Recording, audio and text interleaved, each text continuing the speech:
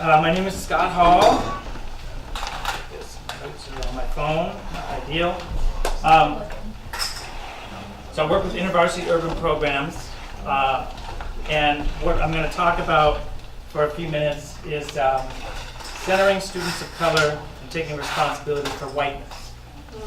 In terms of leading the thing forward, I have to give respect and credit to Yushin Tarango Sho.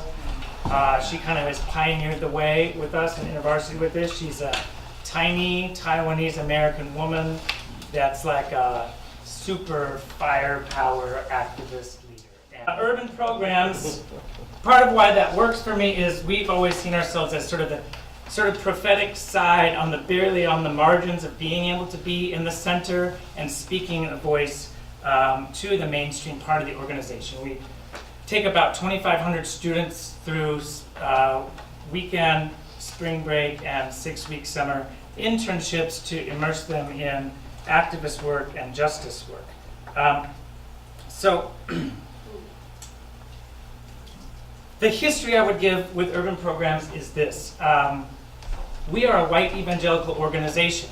So historically, urban programs are started with good intentions by folk of color and white folk, but with a pretty colonized understanding of the gospel that definitely leads toward a paternalistic approach to sort of fixing the city that we're in the midst of trying to get out from underneath. So let me start with, and what I'm saying earlier is there's work we're doing with students of color, and I also feel like there's a responsibility to take for what do we do with our white students. First with the students of color. So removing trauma, finding themselves and their families in their theology, and empowerment.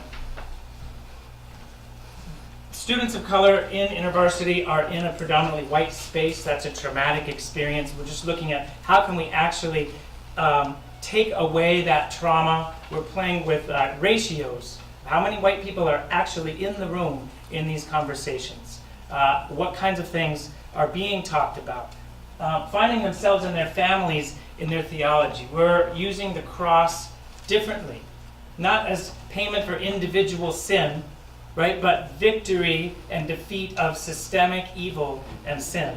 And then empowerment, much like Donna was talking about, inviting students to participate in their own liberation and their own transformation. So a couple stories related to that. This is Brandon Fogg. He's from Tacoma. This past summer, when Alton Sterling and Philando Castile were killed within about 24 hours of each other, it was a devastating day. With the way that the program was set up, it was about 1/3 black folks, 1/3 Asian folks, 1/3 white folks. And in the midst of some of these things, we had a time of lament. And Brandon is the biggest, the most macho, the most swagger. He's a football player in the room. And as we're having this time of lament, there's this space of him just weeping and releasing pain and anguish and fear. And it was one of the most, he invited non-black folks in on a level of vulnerability that was utterly unedited.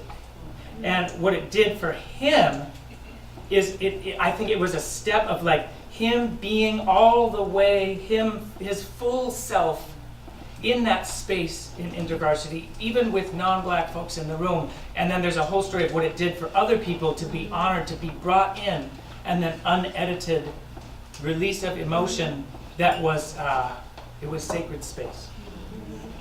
This is Adrian. Adrian is a Chinese American student, and when Yushin was doing some things in Oakland this summer, they were doing a time around a cross, nailing to the cross different systemic sins. And in particular, they're talking about nailing to the cross rape culture. Yeah. And a traumatic, I'm getting my note here, just a distorted view of masculinity, an oppressive, abusive portrayal of masculinity. And Adrian, surprising to him, found himself at the center of the room, weeping and breaking down because he has never fit into that portrait of American masculinity. And naming the systemic sin, linking it to the cross of Jesus. Okay, he's been a believer for a long time, but that wasn't happening with Jesus. But having that named and called out the toxic masculinity somehow released him as a man who is skinny, and he's not a football player, right? And felt fully the cross covering and releasing him in the fullness of who he is. And then this is Jochebed. She's a Mexican-American woman from North Carolina, and she was spending the summer in Oakland working with asylum seekers from Central America. And she's in this group, and in her work, she just has this super intercessory, heavy heart, and she ends up leading the whole group, like 25, 30 students, most of them not Latino, into this lament and mourning and identification with asylum seekers, unplanned, just empowered to step into that level, right? Even that, like what Donna's saying, that other older leaders weren't going to be able to do, and she could rise up and bring that leadership. As a Mexican-American woman for Central American asylum seekers, right, and advocating for that in a diverse group that looked a lot like this group. That's some of what the empowerment is looking like. I'll keep going, and if there's things to talk about, we'll come back to it. Taking responsibility for whiteness. Just a word to white folks in the room, like, this is a really unsexy thing, but we have to do this. Like, folk of color, they're gonna do it. They're gonna say stuff because they have to. But we're the ones that have to actually choose to take responsibility for changing white people. A lot of you white folks are dreading going home for Thanksgiving, being with family, because woof, right? That's the work. That's the work that has to happen. Okay, so if we don't do it, we don't want to double tax our brothers and sisters of color. They're already trying to survive in this white world.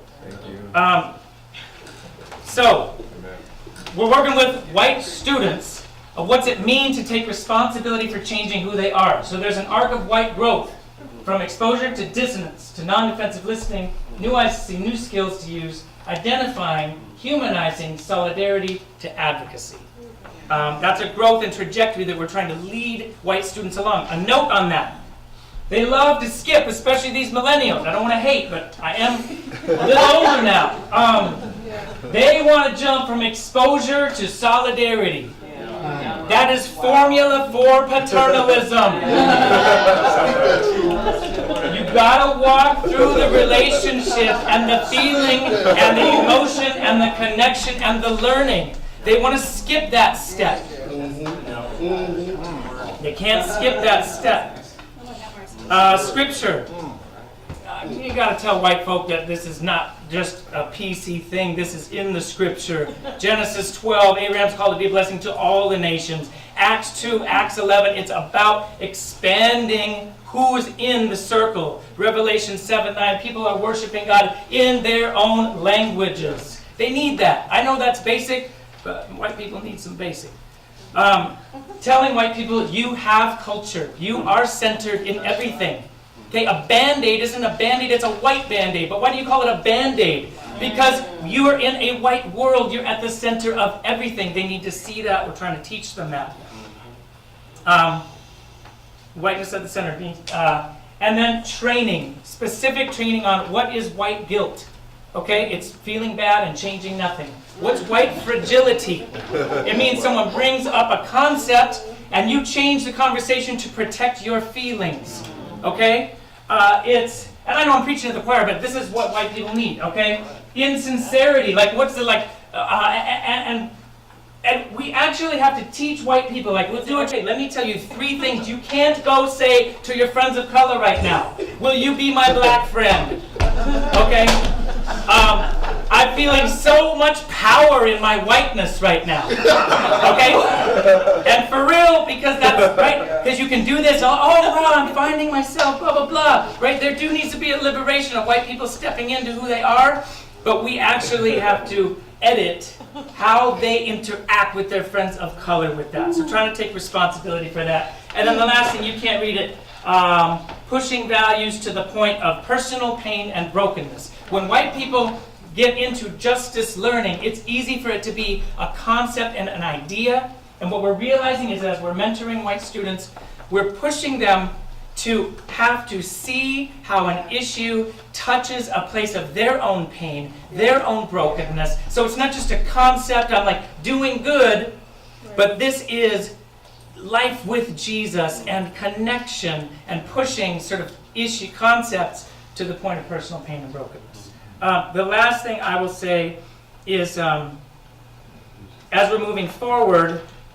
what I'm trying to help us do in our curriculum and work across the country is looking at both the strengths and challenges and limitations of critical race theory.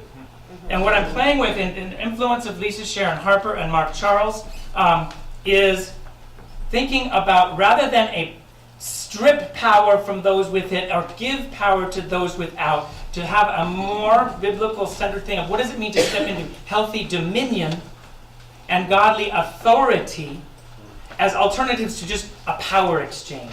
And we're playing with that in terms of the theology and the philosophy that we're moving forward on. So that's Thank you.